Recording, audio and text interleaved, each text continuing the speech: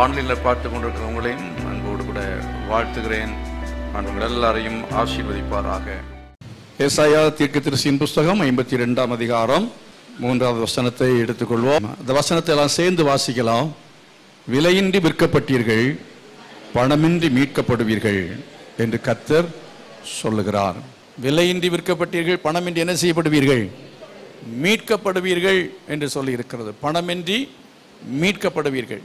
கர்த்தர் உங்களை, அதாவது நம்மை அவர் மீட்டுக் கொள்வேன் என்று சொல்லியிருக்கிறார் என்றால், ஒருவேளை அடிமையாய் போய்விட்டால் மீட்கப்பட்டவர்கள் மறுபடியும் அடிமையாய் போவதற்கு வாய்ப்புகள் இருக்கிறது.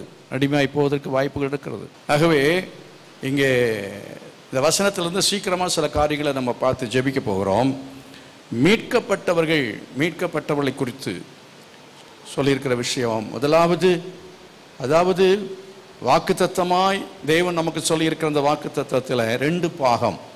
ஒன்று என்னவென்று சொன்னால், கர்த்தர் நம்மை மீட்டுக் கொள்கிறது என்பது முதல் அனுபவம். பாவத்தில் இருக்கிறோம், அக்கிரமத்தில் இருக்கிறோம். அப்படிப்பட்ட பாவத்திலையும் அக்கிரமத்திலையும் அடிமைத்தனத்துக்குள்ளே இருக்கிற நம்மை தேவன் என்ன செய்கிறார் என்றால் மீட்டுக் கொள்கிறார். தேவன் நம்மை மீட்டுக் கொள்கிறார். கரங்களை வைத்து கர்த்தரை மகிமைப்படுத்துவோமா? அவ்விதமாய் தேவன் நம்மை மீட்டுக் கொள்கிறார். விலையின்றி விற்கப்பட்டு பணமின்றி மீட்கப்படுவீர்கள் என்று நமது கிரயம் செலுத்தணும் அவசியமே இல்லை. அதுக்காக என்ன கிரயம் செலுத்தணும்னு அவசியம் இல்லை. இப்போ சிலர் பாருங்க, அவங்க பாவத்திலிருந்து மீட்கப்பட புண்ணியம் கிடைக்கணும்னு சொன்னால், அவர்கள் தங்கள் அக்கிரமத்திலிருந்து மீட்கப்பட, அவர்களுடைய குடிக்கு அடிமையாக இருக்கிறவன் குடியிலிருந்து விடுதலை பெற, இல்லை என்றால் அவனுடைய வாழ்க்கையில் பல நிலைமையிலே அவன் அடிமைத்தனத்துக்குள்ளே இருக்கிறபடினால் அவன் அதை விடுவிக்கப்படும்படியாய் அவன் என்ன செய்கிறான்? விரதம் இருந்து பல இடங்களுக்கு போகிறத பார்க்குறோம். சுமந்து கால்நடையா, செருப்பு கூட போடாமல் எவ்வளோ பக்தியாக நடந்து போகிறார்கள். எதற்காக தெரியுமா? அவங்களுடைய ஆத்மாவுக்கு ஒரு மீட்பு வேண்டும் என்று சொல்லி, சமாதானம் வேண்டும் என்று சொல்லி அவள் என்ன செய்கிறார்கள் என்றால் நடையாய் நடக்கிறார்கள். ஒவ்வொரு இடமாக போகிறார்கள். இங்கிருந்து இமயமலைக்கு அந்த பக்கம் இருக்கிற இடத்துக்கு கூட என்ன செய்கிறார்கள்? போய் அவர்கள் சில பிரயாணங்களை கடினமாய் செய்து விட்டு வருகிறது நம்ம பார்க்கிறோம். அருமையானவர்களே, நாம் அந்த விதமாய் செய்ய வேண்டிய அவசியம். நமக்கு பணம் நம்ம கொடுக்க வேண்டிய கிரயம் கொடுக்க வேண்டிய அவசியம் இல்லை. நீங்களும் நானும் கிரயம் கொடுக்க வேண்டிய அவசியமே இல்லை. நமக்கு நம்மை மீட்கும்படி நமக்காக கிரயத்தை கொடுத்த ஒரு தெய்வம் அவர் ஆண்டவராகிய இயேசு கிறிஸ்து. கரங்களை வைத்து கர்த்தரை மகிமைப்படுத்துவோமா? நமக்காக கிரயத்தை கொடுத்த ஒரு ஆண்டவர் அவர் இயேசு. அவர் ஒருவர் தான் மனித மீட்புக்காக, மனிதனுடைய ஆத்துமாவின் மீட்புக்காக கிரயத்தை கொடுத்தவர். வேற யாருமே கிரயத்தை கொடுக்கவில்லை. இந்த உலகத்தில் இயேசு என்கிற பெயரை உடைய இவர் வந்து சிலுவையிலே மரித்தாரே. காந்தி மரித்தார், நேரு மரித்தார், அவர் மரித்தார், இவர் மரித்தார் என்று எத்தனையோ பேர் மரித்தார்கள். அப்படி எத்தனையோ பேர் மரித்தாலும் அவர்கள் எல்லாரும் மரித்ததினாலே என்ன பயன் என்று சரித்திரம் சொல்லும். ஆனால் இயேசு கிறிஸ்துவின் மரணம் மாத்திரம்தான் அது நமக்கு மீட்பை கொடுக்கிறதா இருக்கிறது. கரங்களை வைத்து கர்த்தரை மகிமைப்படுத்துவோம். அல்லேலூயா. ஒன்றுதான் மீட்பு. இயேசு கிறிஸ்துவனுடைய மரணம் என்று சொன்னால் என்ன? அவர் ஏன் மரிக்க வேண்டும்? அவர் மரிப்பதற்கான காரணம் என்ன? அவர் மரித்து அவருடைய மரணம் பரிதாபமா மரித்தார். அவர் ஏன் மரித்தார் எனக்கு தெரியவில்லை என்று அவருடைய மரணத்தை குறித்து மனிதர்களுக்கு அறிவு சரியா இல்லை.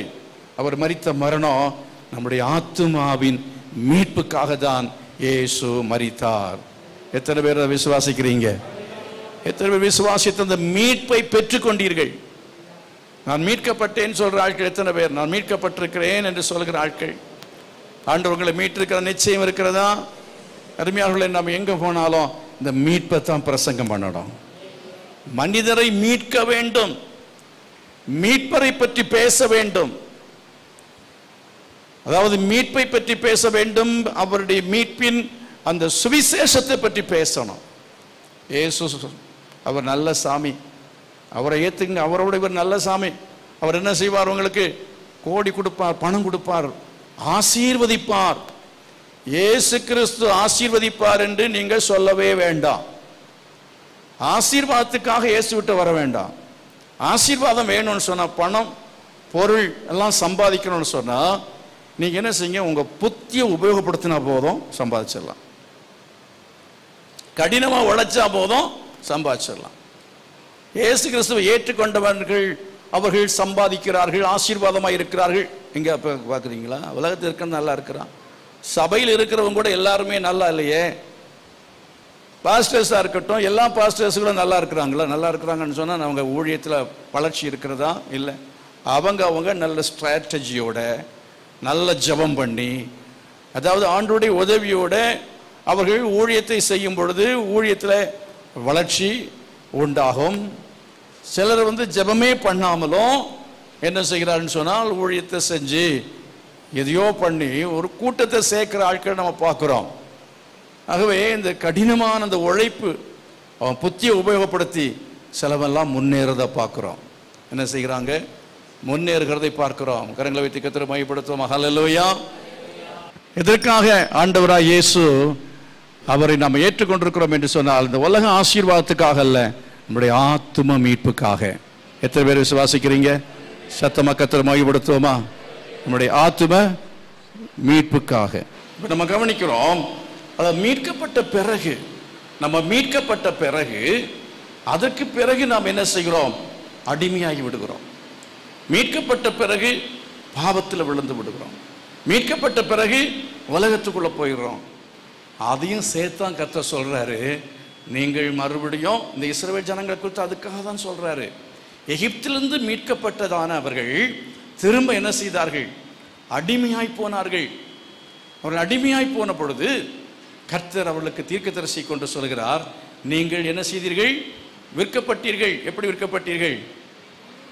விலையின்றி விற்கப்பட்டீர்கள். பணமின்றி என்ன செய்யப்படுவீர்கள்?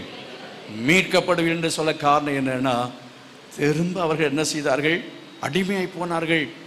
எகிப்தில் அடிமையாக இருந்தவர்கள் இப்பொழுது மறுபடியும் அசீரிய அந்த ராஜ்யத்துக்கு ராஜாக்கள் பிடியில போய்விட்ட அந்த சாம்ராஜ்யத்து அந்த ஜனங்கள் இஸ்ரவேலில் அந்த 10 கோத்திரத்தையும் பிடித்து கொண்டு போய்விட்டார்கள். அந்த ராஜ்யத்தை இஸ்ரவேலுடைய 10 கோத்திரம் 2 கோத்திரம் 2ஆக இருந்தது. இஸ்ரவேல் யூதா என்று 2 ராஜ்யமாக பிரிந்திருந்தது.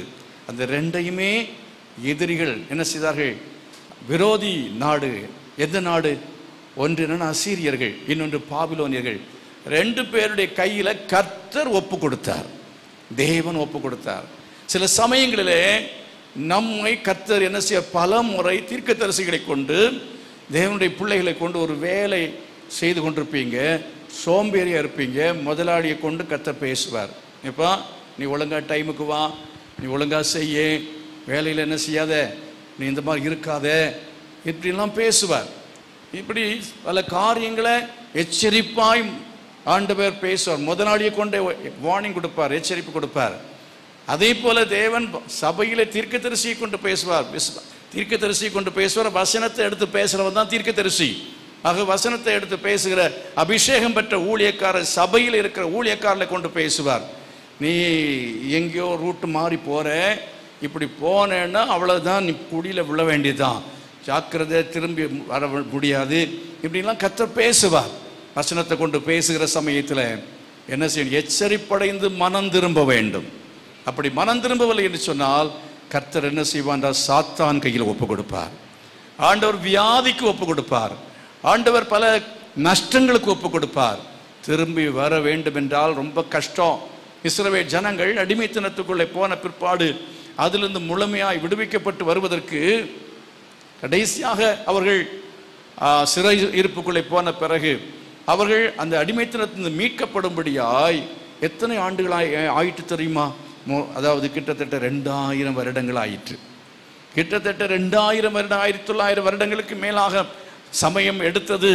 அதற்கு பிறகு அவர்கள் அந்த தலைமுறைகள் எல்லாம் அழுதார்கள், புலம்பினார்கள், கண்ணீர் விட்டார்கள். ஆண்டவரே, நாங்கள் தூரமாய் போய்விட்டோம், நாங்கள் இனி விக்கிரகங்களை ஆராதிக்க மாட்டோம், உண்மைத்தான் உண்மையை ஆராதிப்போம் என்று சொல்லி தீர்மானம் பண்ண பிறகு கர்த்தர் அவர்கள் மேல் பாரமாய் வைத்திருந்த கையை அவர் எடுத்து போட்டார் என்று வேதம் சொல்கிறது. இன்றைக்கு நான் எதை பேச வேண்டும் என்று நினைக்கிறேன்னு அதை நான் பேச முடியுமான்னு தெரியவில்லை. பல காரியங்கள் பேச வேண்டும். இந்த மீட்பின் செய்தி குறித்து பேசுவதற்கு நிறைய பேச வேண்டும். ஆனால் பேசுவதற்கான காலங்களும் நேரங்களும் எனக்கு போதுமானதாக இல்லை. அதனபடினால அதாவது இன்றைக்கு கர்த்தர் எதை கொடுக்கிறார் நான் பேச விரும்புகிறேன். ரூத்தின் புஸ்தகத்தில் இருந்து ஒரு காரியத்தை சொல்கிறேன். ரூத்தை பாருங்கள். நகோமி என்று அந்த ஸ்திரியை குறித்து அங்கே படிக்கிறீர்கள் ரூத்தின் புஸ்தகத்தில். அந்த நகோமி அவள் என்ன செய்தாள்? அவள் பெத்லகேமுக்கு இருந்தவள். அவள் மோவாப் தேசத்துக்கு அவள் போனாள் என்று சொல்லி பார்க்கிறோம். பெத்லகேமில் இருந்தவள். பெத்லகேம் என்ற அப்பத்தின் வீடு, தேவனுடைய வீட்டை விட்டு அவள் மோவாப் தேசத்துக்கு போனாள். ஏன் போனாள்? அவளுக்கு பஞ்சம். அந்த தேசத்தில் பஞ்சம் வந்தபடினாலே அவள் அந்த தேசத்தை விட்டு மோவாப் தேசத்துக்கு போனாள். மோவாப் தேசம் அப்படி என்று சொன்னால் என்ன? அந்த மோவாப் தேசம் அல்லது மோவாபியர்கள் யார் என்று நீங்கள் பார்க்கும் பொழுது, முறைகேடாக பிறந்த பிள்ளைகளால் உண்டான சந்ததி. அது எப்படி முறைகேடான பிறந்தது? லோத்து என்கிறவன், ஆபிரகாமோடு கூட இருந்த லோத்து, அவன் என்ன செய்தான் என்று சொன்னால், அதாவது சோதோம் கோமோரா தேவன் அழிக்க சித்தம் கொண்ட பொழுது கர்த்தர் சொன்னார், இந்த சோதோம் கோமோரா பட்டணத்தை அழிக்கப் போகிறேன் என்று சொல்லி கர்த்தர் தூதலை அனுப்பி அவனை உன் ஜீவன் தப்பு ஓடிப்போய் என்று சொன்னார். அப்போ அவன் சொன்னான், நான் அங்கே போக முடியாது, இந்த மலைக்கு போகிறேன், இந்த சமபூமிக்கு போகிறேன் என்று சொன்னான்.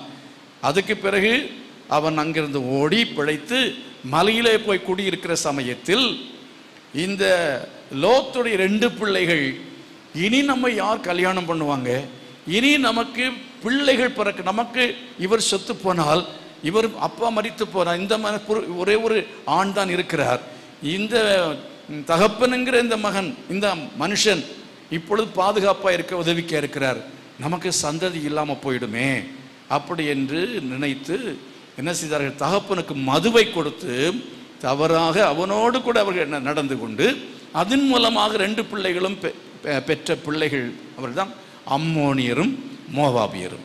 அம்மோன் புத்திரரும் மோவாப் புத்திரரும். இவர்கள் தேவன் சபித்தார். அவர் சபிக்கப்பட்டு சொன்னார், 10ஆம் தலைமுறை மட்டும் இவர்கள் தேவனுடைய சபைக்கு உட்படலாகாது என்று கர்த்தர் அன்றைக்கு சொல்லிவிட்டார். சில சமயத்தில் ஆண்டவர் குறிப்பிட்ட காலம் வரையிலேயும் அந்த தண்டனையை விலக்க மாட்டார், சிறையிருப்பை விலக்க மாட்டார். ஆண்டவர் உங்களை தள்ளி விடுவார் என்றால் ஒரு குறிப்பிட்ட காலம் அவர் தள்ளி விடுவார். உதாரணமாக சொல்லுகிறேன், ஆபிரகாமுடைய வாழ்க்கையிலே ஆபிரகாம் ஆகாரை சேர்த்து கொண்டான். மனைவி பேச்சை கேட்டுதான் சேர்த்து கொண்டான். தேவன் மேல விசுவாசத்தில் அவனுக்கு கொஞ்சம் சந்தேகம் வந்ததுனால எனக்கு இனி பிள்ளை பிறக்காது என்று சொல்லி ஆகார் என்கிற வீட்டு வேலைக்காரியை, அடிமையை அவன் தனக்கு மனைவியாக மறுமனையாட்டியாக சேர்த்து கொண்டு அவளிடத்தில் அவன் பிள்ளை பெற்றான். அப்படி பிள்ளை பெற்ற போது என்ன நடந்தது? ஆண்டவர் 13 ஆண்டுகள் பேசவில்லை. 13 long years he was very silent. அவர் பேசவே இல்லை. அருமையானவர்களே, அதற்கு பிறகுதான் கர்த்தர் அவனோடு கூட பேசுகிறதை பார்க்கிறோம். ஆனால் ஆண்டவர் நம்ம என்ன செய்வார்? சில சமயத்தில் சில காலம் அவர் தூரமாய் தள்ளி வைப்பார். நமக்கு செய்ய வேண்டிய உதவிகள் ஒன்றுமே செய்ய மாட்டார். ஆகினால் மிக கவனமாய் நாம் இருக்க வேண்டியது அவசியமாக இருக்கிறது. ஆகவே ஆண்டவரிடத்தில் நம்ம தவறு செய்துவிட்டு நம்ம உடனே வந்து விடலாம் என்று நினைத்தால் தேவன் உடனே எல்லாம் சில சமயத்தில் சேர்த்துக்க மாட்டார். சில சமயத்தில் என்ன செய்வார்னா கொஞ்சம் டிஸ்டன்ஸை வச்சிருவார். சோத்திரம், ரொம்ப க்ளோஸாக இருந்துட்டோம், ஆனால் உன்னை நம்பினது போதும்ப்பா, இனி நான் பார்க்குறேன், நீ எப்படி சரிப்பட்டு வருவியா இல்லையா பார்க்கலாம் அப்படின்னு சொல்லி கர்த்தர் என்ன செய்வார்? கொஞ்சம் டிஸ்டன்ஸாக வைப்பார். உங்களை குறித்து தேவன் வைத்திருக்கிற அந்த பெரிய நோக்கமும் திட்டமும் அது நிறைவேறுவதற்கு காலதாமதமாகும்.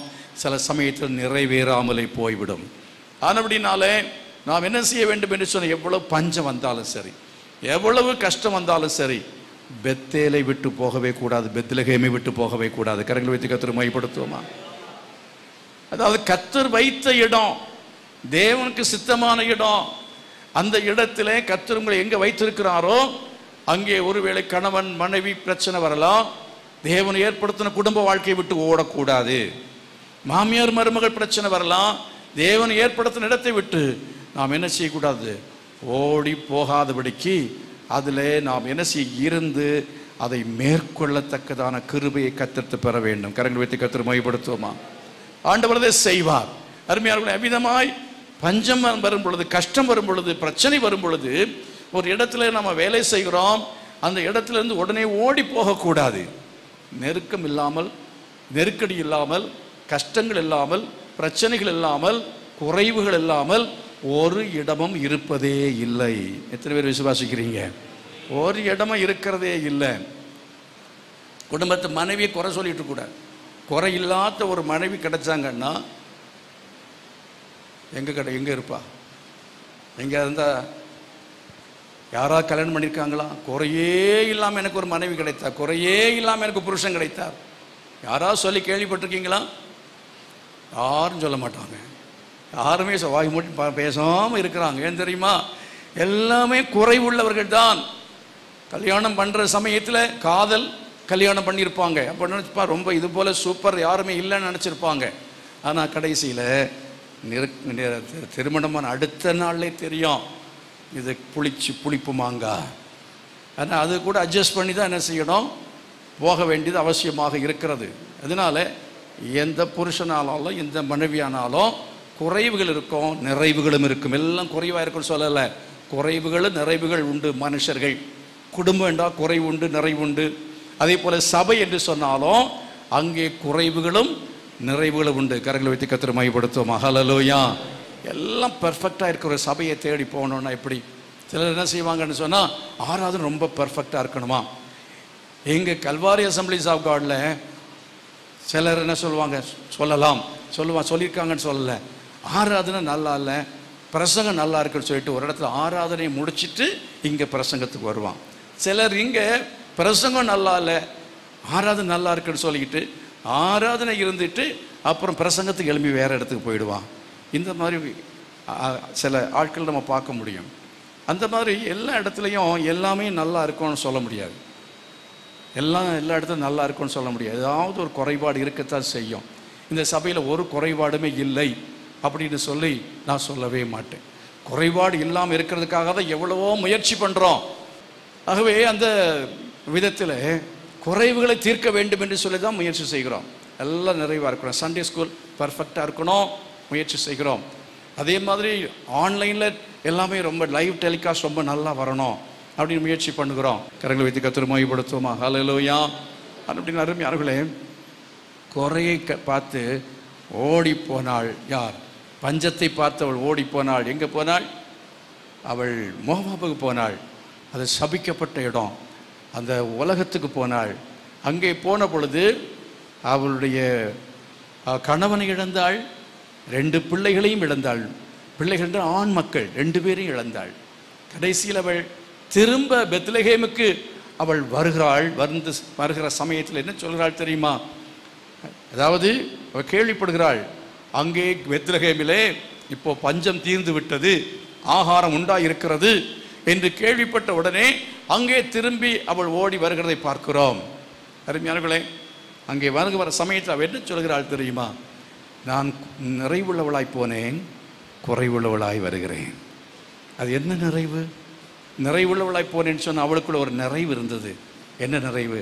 அந்த மீட்பின் ரட்சிப்பின் நிறைவு, அந்த ஆவிக்குரிய ஒரு நிறைவு, ஒரு சந்தோஷம், ஒரு சமாதானம். கர்த்தரை மகிமைப்படுத்துவோம். ஹல்லேலூயா. அந்த ஒரு சந்தோஷம், ஒரு சமாதானம், அந்த ஒரு நிறைவு அவங்களுக்குள்ள இருந்தது. சத்தமாக கர்த்தரை மகிமைப்படுத்துவோம். ஹல்லேலூயா. அந்த நிறைவை அவள் உடையவளாக அவள் இருந்தாள். இப்போ திரும்பி வர சமயத்தில் அவளுக்கு என்ன இல்லை, எல்லாவற்றையும் இழந்து போனதை அவள் உணர்கிறதை பார்க்கிறோம். அருமையானவர்களே, அந்த விதமாக நாம் போனாலும் நமக்கு மறுபடியும் மீட்பு உண்டு என்பதை உணர்த்துகிற ஒரு புஸ்தகம்தான் ரூத்தின் புஸ்தகம். ஹல்லேலூயா. அவளை கர்த்தர் மறுபடியும் மாறா என்று அழையுங்கள் என்று சொன்னதான அவளுடைய வாழ்க்கையை இனிமை உள்ளதாக மாற்றினார். அவளுடைய மருமகள் ரூத்துக்கு நல்ல ஒரு போவாஸ் கிடைக்கும்படி உதவி செய்தார். அந்த போவாஸுக்கு நல்ல ஒரு மகன் கிடைக்கும்படி உதவி செய்தார். அந்த மகனுடைய சந்ததியில தான் ஆண்டவராய் இயேசு கிறிஸ்து பிறந்தார். ஹல்லேலூயா. அருமையார்களே, நாம் ஒருவேளை பின்வாங்கி போனாலும், உலகத்துக்கு போனாலும் கர்த்தர் நம்மை அப்படியே விட்டு விடுகிறதில்லை. கர்த்தர் நம்மை உணர்த்துவார். எப்படி உணர்த்துவார்? சில தண்டனைகள் மூலமாக உணர்த்துவார். உங்கள் ஆத்துமா நஷ்டப்பட்டு போகக்கூடாது என்பதற்காக கர்த்தர் சில இழப்புகளை அனுமதிப்பார். சில இழப்புகளை அனுமதிப்பார். அவ்விதமாய் சில சேதங்கள் நம்முடைய வாழ்க்கையில் வரும். அவைகள் வரும் பொழுது என்ன செய்ய வேண்டும்? ஐயோ, நான் தவறு செய்து விட்டேன், எனக்கு அங்கே இருக்கும் பொழுது இருந்த நிறைவில்லையே, அந்த சபையில் இருந்த பொழுது நிறைவில்லையே, நான் ஆராதனைக்கு போன பொழுது இருந்த நிறைவில்லையே, நான் ஜெப கூட்டங்களுக்கு போகும்போது இருந்த நிறைவு எனக்கு இல்லையே, வேதத்தை நான் வாசிக்கிற அந்த அனுபவம் எனக்கு இப்பொழுது இல்லை, அன்றைக்கு இருந்த அந்த நிறைவு திருப்தி எனக்கு இப்பொழுது இல்லையே என்று உணர்ந்து என்ன செய்ய வேண்டும் என்றால் மறுபடியும் நாம் அந்த இழந்த அனுபவத்துக்கு வர வேண்டும். திரும்பவும் அப்பத்தின் வீட்டுக்கு வர வேண்டும். திரும்பவும் வேத வாசிப்பை நாம் தொடர வேண்டும். திரும்பவும் என்ன செய்ய வேண்டும்? தேவனுடைய சபைக்கு நாம் என்ன செய்ய வேண்டும்? வர வேண்டும். எத்தனை பேர் ஆமென் சொல்றீங்க? அல்லேலூயா.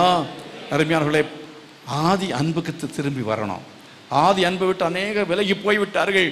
அருமையானவர்களே, ஆதி அன்பிலே நாம் திரும்பி வரத்தக்கதாக கர்த்தர் உதவி செய்வார். அப்பொழுது நிச்சயமாய் கர்த்தர் உங்களை மீட்டுக் கொள்வார். அல்லேலூயா. கர்த்தர் உங்களை மீட்டுக் கொள்வார். மீட்கும்படியான ஒரு மீட்பரை தேவன் உங்களுக்கும் எனக்கு வைத்திருக்கிறார். எத்தனை பேர் விசுவாசிக்கிறீங்க? யாரெல்லாம் ஆண்டவரோடு தூரமாய் போயிருக்கிறீர்களோ இன்றைக்கே நீங்கள் திரும்பி வர வேண்டும். ஆண்டவரே, அந்த நகோமியை போல நான் எல்லாவற்றையும் இழந்து அதற்கு பிறகு நான் உம்மண்டை திரும்பி வருவதை பார்க்கலாம். எல்லாம் நிறைவாக இருக்கும் பொழுதே ஆண்டவர் உம்மண்டை திரும்பி வந்துவிடு. அல்லாவிட்டால் நான் அப்படி போக மாட்டேன். நான் அவ்விதமாக உலகத்துக்குள் போக மாட்டேன். நான் பாவத்துக்கு நேராய் போக மாட்டேன். நான் உம்மை விட்டு விலகி போக மாட்டேன் என்று சொல்லி ஒரு உறுதியான தீர்மானத்தோடு கூட எந்த சூழ்நிலையானாலும் சரி கர்த்தருடைய சித்தத்திலே நான் நிலைத்திருப்பேன். தேவனுடைய வழியிலே நிலைத்திருப்பேன். கர்த்தருடைய வசனத்திலே நிலைத்திருப்பேன். தேவனுடைய சபையிலே நிலைத்திருப்பேன் என்று உறுதியாய் நிலைத்திரு. கர்த்தர் வைத்த இடத்திலிருந்து நம்ம எங்கேயுமே அசையவே கூடாது. கரங்களை வைத்து கர்த்தர் மகிமைப்படுத்தால். அல்லேலூயா. நீங்களாகவே சேலத்துக்கு வரவில்லை. நீங்களாகவே இந்த சபைக்கு வரவில்லை. நீங்களாகவே இந்த இடத்துல இருக்கவில்லை. கர்த்தர் உங்களை தெரிந்து கொண்டு மீட்டு ரட்சித்து உங்களை கர்த்தர் ஏற்படுத்தி வைத்திருக்கிறார். எதற்காக தெரியுமா? இப்பொழுது இந்த வசனத்தை வாசித்து பாருங்கள். யாத்திராகமத்தில் 15ஆம் அதிகாரத்தில் 13ஆம் வசனத்தில் வாசிக்கும் பொழுது அங்கே என்ன சொல்லப்பட்டிருக்கிறது? வாசிக்கலாம். நீர் மீட்டுக்கொண்ட இந்த ஜனங்களை உமது கிருபையினாலே அழைத்து வந்தீர். உம்முடைய பரிசுத்த வாசஸ்தலத்துக்கு நேராக அவர்களை உமது பல கரத்தினாலே வழி நடத்துவே. We have a destination to go. நமக்கு ஒரு ஒரு ஒரு போய் சேர்வதற்கான ஒரு இடம் இருக்கிறது. நம்ம போய் சேர வேண்டிய ஒரு இடம். அவர் கானானை கர்த்தர் வைத்திருந்தது போல நமக்கு ஒரு பரம கானானை கர்த்தர் வைத்திருக்கிறார். அங்கே போய் சேரும்படியாகத்தான் கர்த்தர் நம்மை மீட்டு கொண்டார். அல்லேலூயா. சும்மா மீட்டு கொள்ளவில்லை. தேவன் நம்மை மீட்டு கொண்ட நோக்கம் என்னவென்று சொன்னால், நாம் பிரயாணம் பண்ணி போய் சேருவதற்கு கர்த்தர் வைத்திருக்கிற அந்த லக்கை நாம் அடைய வேண்டும். எத்தனை பேர் ஆமீன் சொல்றீங்க? எனக்கு ஒரு லக்கு இருக்கிறது. ஏன் மீட்டு கொள்ளப்பட்டேன்? கர்த்தர் எதற்காக என்னை மீட்டு கொண்டார்? அவர் மீட்டு கொண்டபடினாலே சரீரத்தில் சில நன்மைகள் கிடைக்கும். இல்லை, அதற்காக அல்ல. சரீர நன்மைகள் என்பதற்காக நீங்கள் மீட்கப்படவில்லை. சரீரத்திலே மீட்பு கர்த்தர் சரீர மீட்பை தருவார். சரீர மீட்பாகிய புத்திர சுவிகாரம் உங்களுக்கு வருவதற்காக ஆவலோடே காத்திருக்க வேண்டும். அது கடைசியில் தான் வரும். என்றைக்கு இந்த கண்ணீர் மாறும், என்றைக்கு இந்த கவலை மாறும், என்றைக்கு இந்த துன்பம் மாறும், என்றைக்கு இந்த துக்கம் மாறும், என்றைக்கு இப்படிப்பட்டதான சரீர பிரகாரமான பிரச்சனைகள்லாம் மாறும் என்று கேட்டால் வேதம் சொல்லுகிறது. என்ன சொல்லியிருக்கிறது? ரோமர் 11:26 நீங்கள் வாசிக்கிற சமயத்தில், அதாவது சீயோனிலிருந்து மீட்கிறவர் சீக்கிரமாக என்ன செய்வார்? வரப்போகிறார். ஆண்டவராய் இயேசு கிறிஸ்து நம்மளுக்கு சரீர மீட்பை கொடுக்கும்படியாய் வரப்போகிறார் என்று ரோமரில் இன்னொரு வசனத்தில் நீங்கள் வாசிக்க முடியும். சமயம் இல்லை வேத வசனம் வாசிப்பதற்கு. வாசிங்க பார்க்கலாம். இருக்கட்டும், வாசிக்கலாம். இந்த பிரகாரம் இஸ்ரவேலர் எல்லாரும் ரட்சிக்கப்படுவார்கள். மீட்கப்பட்டவர் சீயோனிலிருந்து மீட்கிறவர் சீயோனிலிருந்து வந்து என்று சொல்லி யாக்கோபை விட்டு விலக்குவார் என்றும். அது இன்னொரு வசனத்தில் நீங்கள் ரோமரில் படிக்கிற சமயத்தில், அதாவது சரீர மீட்பாகிய புத்திர சுவிகாரம் வருவதற்கு நாம் ஆவலோடே காத்திருக்கிறோம் என்று வேதம் சொல்கிறது. சரீர மீட்பாகிய புத்திர சுவிகாரம் வருவதற்கு நாம் ஆவலோடு என்ன செய்கிறோம்? காத்திருக்கிறோம் என்று சொல்லி பார்க்கிறோம். ஆகவே நாம் வசனத்துக்குள்ளே கடந்து வருவோம், சீக்கிரமாக முடிக்க போகிறோம். ஆகவே சரீர மீட்பு நமக்கு ஆண்டவர் ஒரு நாள் தருவார். இந்த மீட்பு நமக்கு இன்றைக்கு நம்முடைய ஆத்துமாவிலே கிடைத்திருக்கிற மீட்பு. இனி ஒரு நாளில் கர்த்தர் இயேசு இந்த உலகத்துக்கு வரும் பொழுது மரித்து மண்ணுக்கு மண்ணாய் போயிருந்தாலும் நம்முடைய சரீரத்தை கர்த்தர் உயிரோடு எழுப்பி மகிமையின் சரீரத்தை தருவார். ஆமென். ஒருவேளை உயிரோடு நம்ம இருந்தாலும் ஆண்டுடைய பிள்ளைகளாக பரிசுத்தமாய் ஜீவித்து கொண்டிருந்தால் இந்த சரீரத்தை கர்த்தர் மறுரூபப்படுத்துவார். அதுக்கு பேர் தான், அதாவது புத்திர சுவிகாரம், அல்லாட்ட சரீர மீட்பாகிய புத்திர சுவிகாரம். இந்த சரீரத்துக்கு மீட்பு வரப்போகிறது, அது வரையிலையும் வரவே வராது. சிலர் நினைக்கிற சரீர மீட்பை பெற்றுக்கொள்வதற்காக, அதாவது இந்த கஷ்டமெல்லாம் இல்லாமல் வாழ்வதற்காக, இந்த கண்ணீரெல்லாம் ஒரு முடிவுக்கு வருவதற்காக தற்கொலை பண்ணி சாகிறார்கள். இந்த சரீரத்தை நான் என்ன செய்து விட்டால், அந்த சரீரத்திலிருந்து நான் வெளியே வந்து விட்டால், நான் செத்து விடுவேன் என்றால், மரித்து போனால் எனக்கு மீட்பு கிடைத்து விடும் என்று நினைக்கிறார்கள். இல்லவே இல்லை. இந்த துன்பங்களிலிருந்தும் கஷ்டங்களிலிருந்தும் பிரச்சனைகளிலிருந்தும் உங்களுக்கு மீட்பு, விடுதலை என்பது, சரீர மீட்பு என்பது இயேசு வருகிற சமயத்தில் மாத்திரம்தான். சத்தமாக கர்த்தர் மகிமைப்படுத்தால் அல்லேலூயா. ஆகவே ஏன் கிறிஸ்தவனாக இருக்கிறீர்கள், ஏன் தேவனுடைய பிள்ளையாக இருக்கிறீங்க, ஏன் சபைக்கு வருகிறீர்கள் என்பதை குறித்து தெளிவான சிந்தனை இருக்க வேண்டும். ஏதோ இந்த உலகத்தில் ஏதோ ஒரு நிம்மதி கிடைக்கும், ஒரு சமாதானம், இல்லை உலக பிரகாரம் சில காரியங்கள் என்பதற்காக அல்ல. எல்லாவற்றுக்கும் மேலாக கர்த்தர் நித்தியமான மீட்பை பரலோகத்திலே அவர் இருந்து வந்து உங்களுக்கு கொடுக்க போகிறார். கரங்களை கொட்டி கர்த்தர் மகிமைப்படுத்தால் அல்லேலூயா. அதை வாஞ்சித்து எதிர்பார்த்து நாம் காத்திருக்க வேண்டியது அவசியமாக இருக்கிறது. கரங்களை சேர்த்து கர்த்தர் மகிமைப்படுத்துமா. அல்லேலூயா. அடுத்ததாக, அதாவது அந்த டெஸ்டினேஷனுக்கு நம்ம போய் சேர வேண்டும் என்று சொன்னால் நாம் என்ன செய்ய வேண்டும் என்பதை குறித்து நீங்கள் கவனிக்கிற சமயத்தில் நாம் வழி நடத்தப்பட வேண்டியது அவசியமாக இருக்கிறது. இந்த தேவன் சதாகால நம்முடைய தேவன். அவர் மரண பரியந்தம் என்ன செய்வார், நடத்துவார். இஸ்ரவேல் ஜனங்களை அவர் நடத்தினார். பகலில் மேகஸ்தம்பம், இரவிலே அக்னி ஸ்தம்பம். இவை கொண்டு கர்த்தர் என்ன செய்தார், வழி நடத்தினார். அதே போல தேவன் நம்மை வழி நடத்துகிறவர். எப்படி வழி நடத்துவார்? இந்த பரிசுத்த வேத வசனத்தை கொண்டு வழி நடத்துவார். பரிசுத்த ஆவியானவருடைய அபிஷேகத்தை பெற்றுக்கொண்ட தேவனுடைய பிள்ளைகள், அவர்களை கர்த்தர் என்ன செய்வார் என்றால் வழி நடத்துவார். மேகஸ்தம்பம், அக்னி ஸ்தம்பம் என்று சொல்லப்பட்டிருக்கிறது. மேகஸ்தம்பம் என்றால் தேவனுடைய வசனத்துக்கு அடையாளம், அக்னி ஸ்தம்பம் என்றால் பரிசுத்த ஆவியானவருக்கு அடையாளம். ஆகவே இந்த கானானுக்குள்ளே நம்ம போய் சேரணும்னு சொன்னார். அந்த பரம கானானுக்குள்ளே போய் சேர்ந்து இந்த ரட்சிப்பை நிறைவேற்ற வேண்டும் என்றால், அது மீட்பின் அந்த மீட்பை நாம் அடைய வேண்டும் என்றால், மீட்பினுடைய அந்த முடிவு நிறைவென்பது சீயோனில் இருக்கிறது, பரலோகத்தில் இருக்கிறது. அதை அடைய வேண்டும் என்றால் நாம் வழி நடத்தப்பட்டு கொண்டே இருக்க வேண்டும். We should never stop on the way. வழியில் நின்று விடவே கூடாது. என்ன செய்யணும்? போய்கொண்டே இருக்க வேண்டும். அநேக ஸ்டாப் பண்ணிடுறாங்க, அநேக வேறு பக்கமாய் திரும்பி விடுகிறார்கள். இஸ்ரவேல் ஜனங்கள் என்ன செய்தார்கள்? ரொம்ப கஷ்டமா இருக்கு, வனாந்தரம் அப்படி என்று அவர்கள் எகிப்துக்கு நேராக திரும்பி விட்டார்கள் என்று சொல்லி பார்க்கிறோம். எகிப்தராய் திரும்பக்கூடாது, திரும்பி வந்த இடத்துக்கு போய்விடலாம் என்று நீங்கள் ஒருபோது நினைக்கவே கூடாது. உங்கள் உள்ளத்தில் சோர்வு கடன் கொடுக்கக்கூடாது, உங்கள் வாழ்க்கையில முறுமுறுப்பு கடன் கொடுக்கவே கூடாது, உங்கள் வாழ்க்கையில நீங்கள் கவலைக்கு இடம் கொடுக்கவே கூடாது.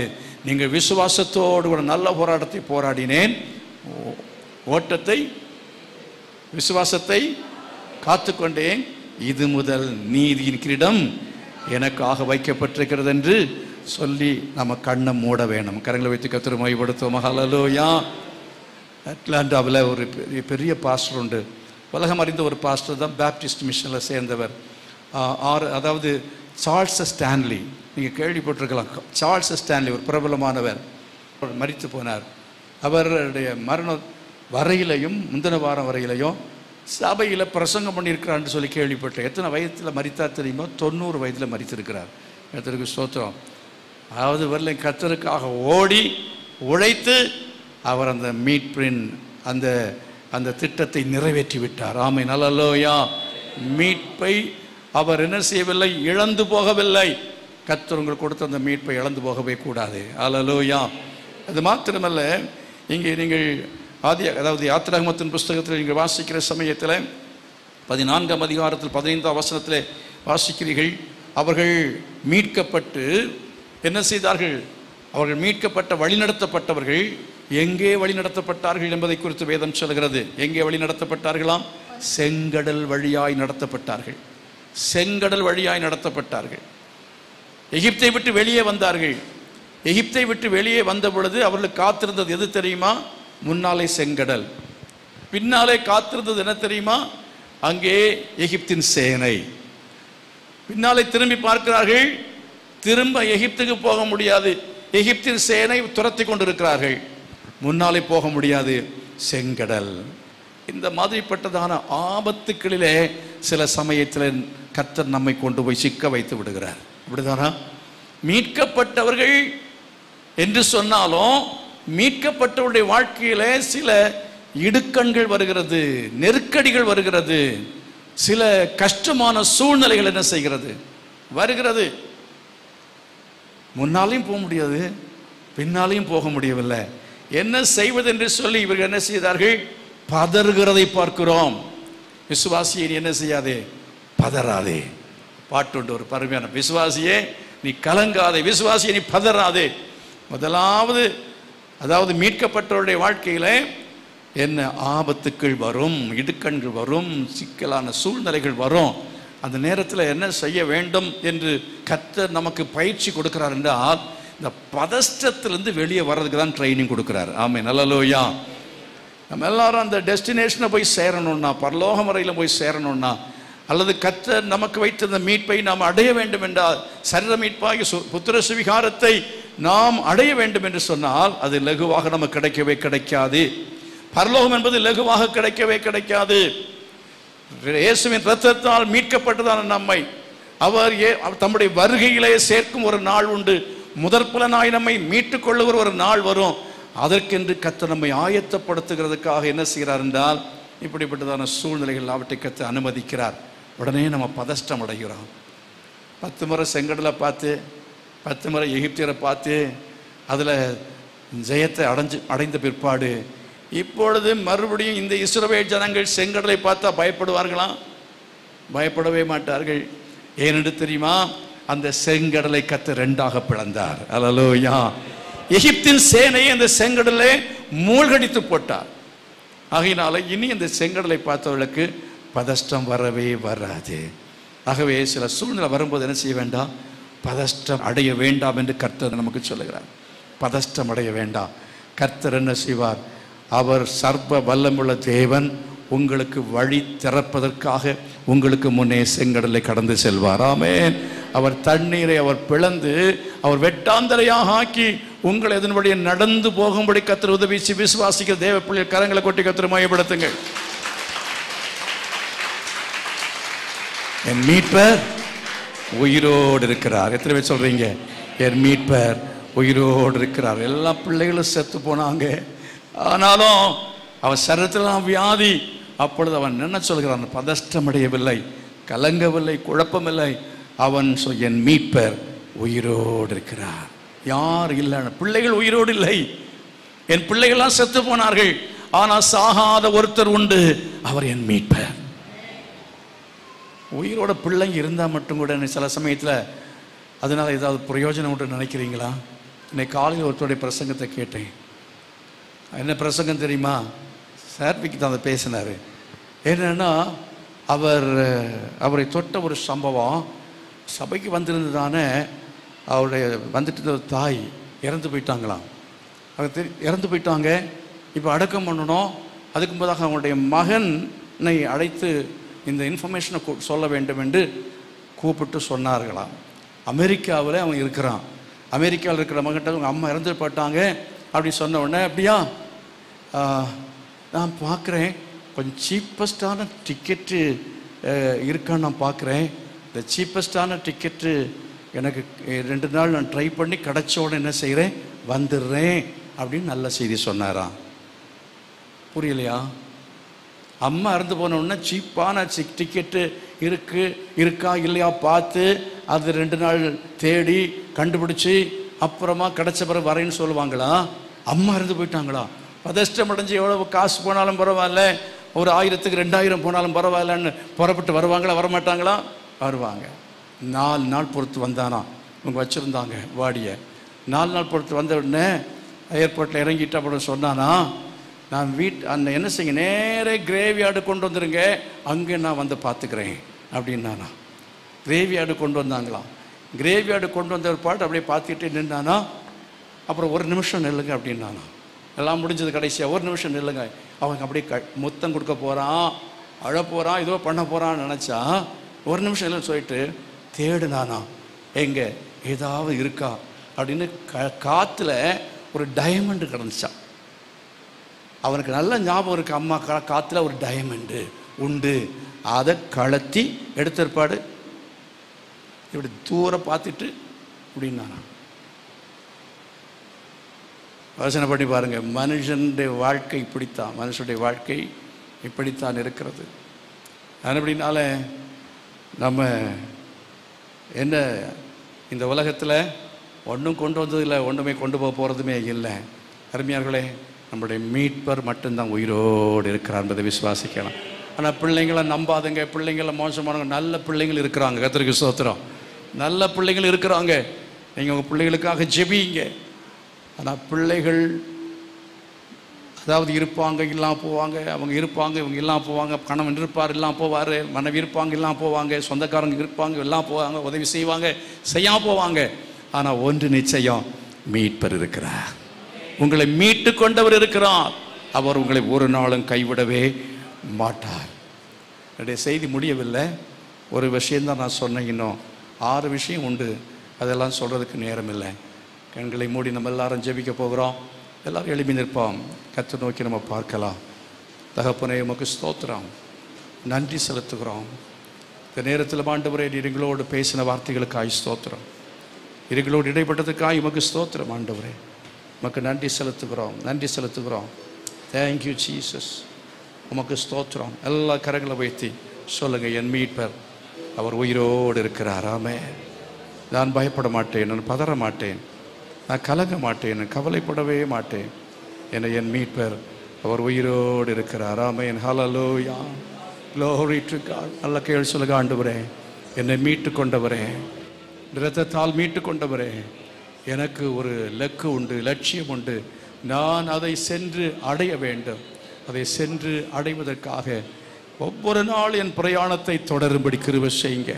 அக்கினி ஸ்தம்பத்தின் மூலமாய், மேக ஸ்தம்பத்தின் மூலமாய் என்னை வழி நடத்துவதற்கு வல்லமுள்ள தேவனே, செங்கடலை பிளக்கிறவர் ஆண்டவரே, நீங்கள் செங்கடல் போல உள்ள சூழ்நிலைகளில் நான் பதறாதபடிக்கு, கலங்காதபடிக்கு, கவலைப்படாதபடிக்கு உம்மேல் விசுவாசத்தோடு கர்த்தாவே, ஓ வனாந்திரத்தின் பாதையில் நான் கடந்து செல்கிற சமயத்தில் முறுமுறுக்காமல், நான் சோர்ந்து போகாமல், ஆண்டவரே, இல்லாம குறைவுகள் பஞ்சங்கள் வரும் பொழுது, பசி வரும் பொழுது, ஆண்டவரே, பலவிதமான நெருக்கடியான சூழ்நிலை வரும் பொழுது நீர் என்னை நடத்துவீர்கள் விசுவாசத்தோடு கூட.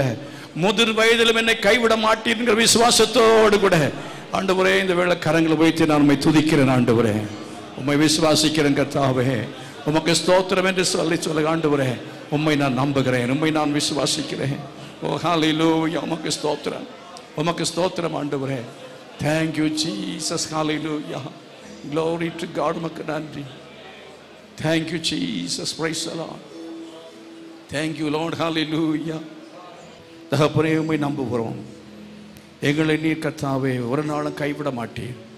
எங்கள் மீட்பர் நீர் உயிரோடு இருக்கிறீர். எங்களை நீர் வழி நடத்துகிறவர் கர்த்தாவே. அதற்காகத்தான் எங்களை மீட்டு கொண்டீர்.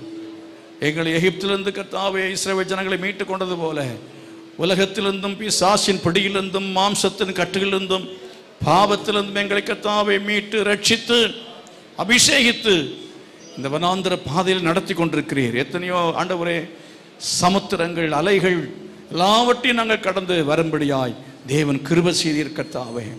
நாங்கள் கடைசி மட்டும் ஆண்டவரே நீச்சல் ஆழத்துக்குள்ளே போக வேண்டியது வந்தாலும், பயங்கரமான ஆழங்கள் கடக்க வேண்டியது வந்தாலும் அவைகள் எங்கள் மேல் புரளுவதில்லை என்று சொல்லி இருக்கிற ஆண்டவரே. அக்கினியுடாய் நடக்க வேண்டியது வந்தாலும் அவைகளுடாய் நடக்கும் பொழுது வெந்து போக மாட்டேன் என்று சொல்லி இருக்கிறீர்கள். அந்த விசுவாசத்தோடு நாங்கள் கர்த்தாவே இந்த வனாந்தர பிரயாணத்திலே கடந்து சென்று எங்களுடைய ஓட்டத்தை முடிக்கத்தக்கதாக நித்திய மீட்பை பெற்றுக்கொள்ளும்படியாக உதவி செய்ய வேண்டும் என்று நாங்கள் ஜெபிக்கிறோம். ஒருவரும் தங்களுடைய ஆத்துமாவை நஷ்டப்படுத்தி விடாதபடிக்கு காத்துக்கொள்ளுங்க, ஆசீர்வதித்து அனுப்புங்க. இயேசுவின் நாமத்தில் பிதாவே, ஆமென்.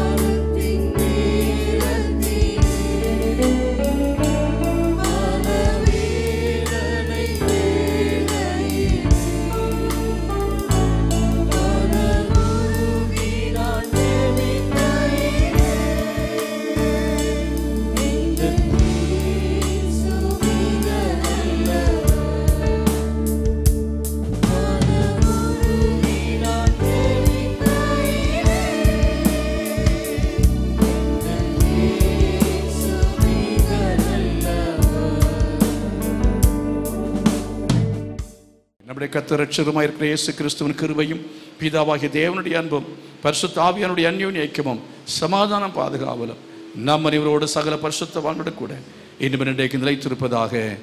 ஆமென். God bless you. எல்லாரையும் ஆசீர்வதிப்பாராக. ஆமென்.